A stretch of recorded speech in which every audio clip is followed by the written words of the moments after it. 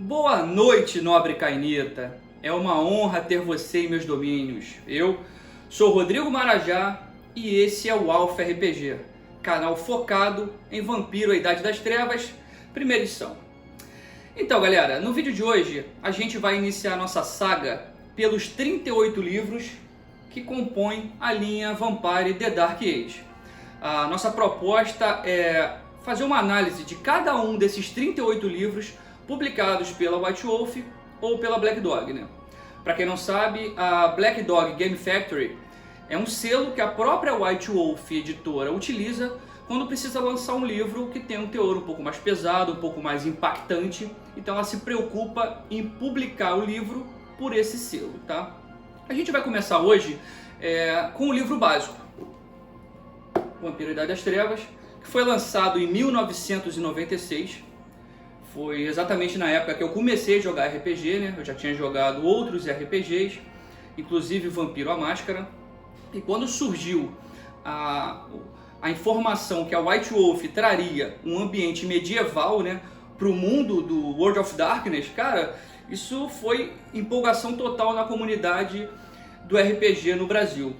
Até porque nessa época a galera era um pouco dividida, né?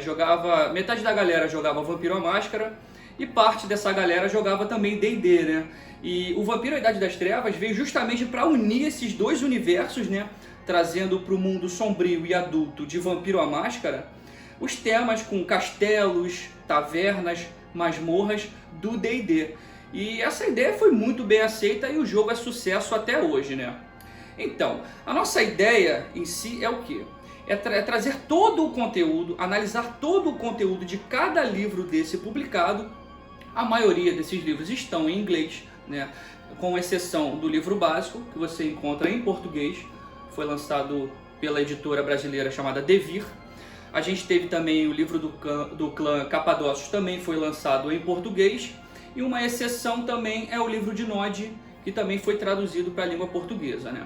Então, a gente vai analisar cada um desses livros, desses 38 livros da coleção, trazendo as regras, os lores, analisando os NPCs, até o último livro da coleção, que foi lançado em 2002, que é o Under the Black Cross, né? Esse livro veio para finalizar essa sequência de livros da primeira edição, e logo depois, né, a White Wolf lançou, no próprio ano de 2002, a White Wolf lançou o Dark Ages Vampire, né? Ela inverteu o nome, mudou de Vampire: The Dark Ages para Dark Ages Vampire, e mudou a ambientação, que até então o jogo se passava no final do século XII, ali mais ou menos em 1197, passou para o ano de 1230. A White Wolf, percebendo esse sucesso nessa linha de produtos da Idade das Trevas, né, ela também lançou outros títulos, como Dark Ages Werewolf, Dark Ages Mage, Dark Ages Fire, e foi nesse momento que eu parei de fazer a coleção. Eu encerrei a minha coleção no último livro da primeira edição. 20 anos depois do lançamento desse primeiro livro, né, 20 anos depois do lançamento de 1996, a White Wolf também trouxe para o mercado o Vampiro V20, né, que era uma edição comemorativa de 20 anos de aniversário do primeiro lançamento do Vampire: The Dark Age. Foi muito bem aceito, foi bem recebido pela comunidade. O livro trazia algumas mudanças, algumas adaptações nas regras que foram bem aceitas, realmente foram bem positivas, mas também nessa época eu já não colecionava mais. Então a gente vai focar a nossa análise praticamente somente nos livros da primeira edição. Então, eu espero que vocês curtam os nossos vídeos, né, o nosso conteúdo. Eu vou em alguns momentos incluir no canal vídeos trazendo ideias para narradores, né, ideias para crônicas, dicas também de interpretação para os jogadores, para melhorarem seus personagens, né. Eu vou trazer também em alguns momentos cenas interessantes que aconteceram em momentos que eu era um narrador, situações cômicas, situações que podem aplicar na sua aventura, né? Então é isso, a gente vai trazer o máximo de conteúdo possível para que o seu hobby, o seu RPG se torne cada vez mais divertido.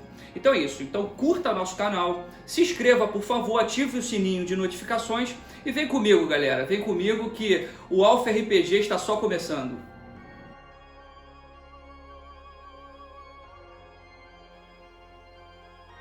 Então, galera, a gente vai iniciar os trabalhos de hoje analisando o livro básico de regras Vampiro: A Idade das Trevas, tá? Esse livro foi escrito por Mark Hyhagen, Jennifer Hartshorn, Ethan Scamp e Kevin Hassall, tá? O livro, na verdade, ele é dividido em 11 partes, tá? O prefácio, 9 capítulos e mais o apêndice. No capítulo 1 é a introdução sobre o que o livro se trata, né? O capítulo 2 tem o cenário, onde o jogo se passa. O capítulo 3 descreve os clãs. O capítulo 4 ele traz os personagens, né? A forma de fazer o seu personagem, de criar o seu personagem. O capítulo 5 ele descreve as disciplinas. O capítulo 6 ele traz as regras do jogo. O capítulo 7 descreve os sistemas, onde a gente vai aplicar as regras descritas no capítulo 6. No capítulo 8 ele traz a narrativa, né? A forma como o jogo é jogado realmente. No capítulo 9 ele traz os antagonistas, que são os inimigos dos vampiros. Ele finaliza no apêndice, que são os detalhes finais para a criação do seu personagem. Então, gente, o livro já começa, na verdade, né, no prefácio, com uma voadora nos peitos, cara. Ele já começa com uma carta enviada por Buquefos para sua cria Joffrey. A sua cria, né, o Joffrey, se encontra nesse momento em Londinium. É como Londres era chamada no início dos tempos, né, na época que foi fundada pelos romanos. Então, para quem não sabe, o Buquefos é simplesmente um La Sombra de quarta geração, né, um Matusalém fortíssimo, cria direta do antediluviano La Sombra, né, o Lucien, e na carta ele parece estar até um pouco entediado, né, tanto é que no primeiro parágrafo ele menciona: não existem novas histórias, apenas novas línguas nas quais se contam as mesmas velhas histórias, né?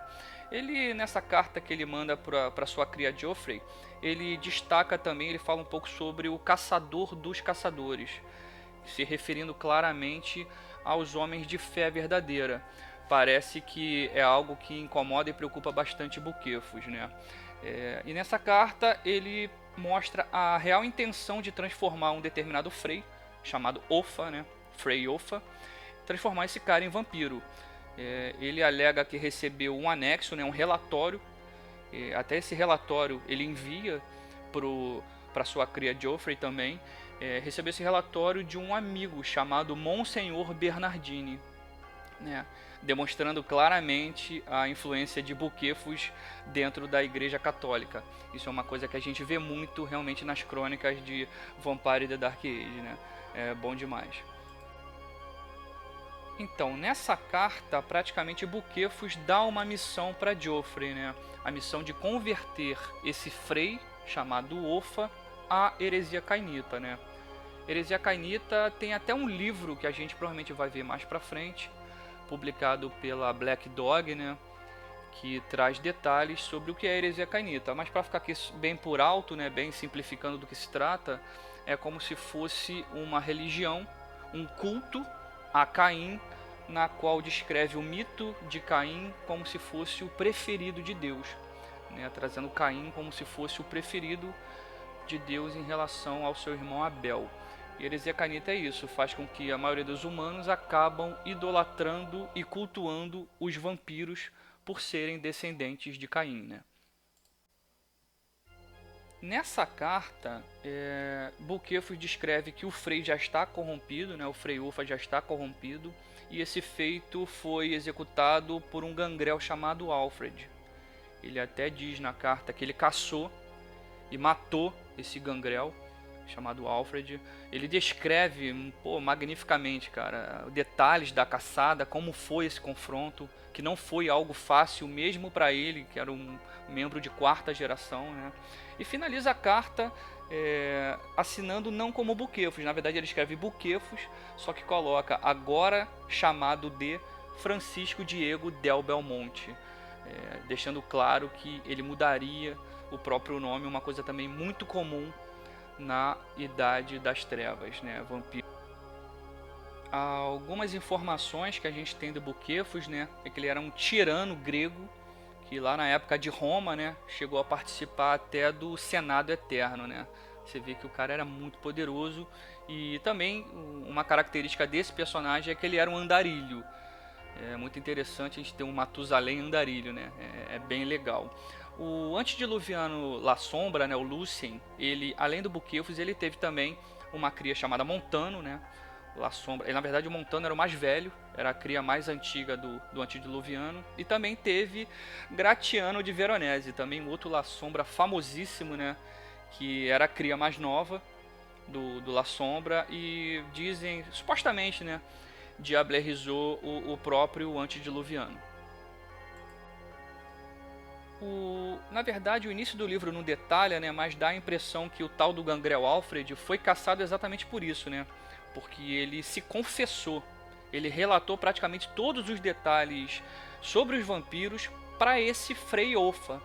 E ele falou sobre a origem, mencionou Caim, ele falou para o Frei sobre as fraquezas, né, as fraquezas em relação ao sol, em relação ao fogo, contou sobre os clãs, comentou também sobre os carniçais humanos e animais, né, e até orientou o próprio Frei a capturar um inimigo dele, né, chamado Harold, que dando todas as coordenadas e dicas para esse Frei ir durante o dia até o refúgio de Harold para empalá-lo a fim de torturá-lo e conseguir mais informações, né? Provando para o Frei que tudo que o Gangrel Alfred dizia realmente era verdade, né? O Gangrel também contou para o Frei, né, sobre o poder da fé contra os vampiros, falou sobre laço de sangue, falou sobre frenesi, Hot Shrek. Cara, o Gangrel simplesmente contou tudo. Nessa época, galera, na Idade das Trevas, não existia a máscara, tá? As 6 tradições não eram as que a gente vê hoje no Vampiro à Máscara. Na verdade, a 6ª tradição trata até sobre o silêncio do sangue, né? Que diz que um vampiro não deve dizer para quem não é vampiro a sua verdadeira natureza, né? E fica mais ou menos claro que o Gangrel Alfred foi morto por Buquefos exatamente por isso, né? Que o cara passou um relatório completo para um homem de fé, né? Para um frei, né? Para um sacerdote. Então, de qualquer forma, o Frei aceitou a missão, né? Curioso por todas aquelas informações, né? Então ele aceitou a missão e durante o dia ele foi até o refúgio do Harold, né? Chegando no refúgio do Harold, ele percebe que Harold na verdade tem a aparência de uma criança de 8 anos, cara. Isso também é um trecho muito impactante do livro, bem legal, mas mesmo assim o Frei consegue estacar essa criança e carregar o corpo dela em segurança até o seu refúgio, para que o Gangrel Alfred e ele possam examinar, torturar e estudar essa criatura.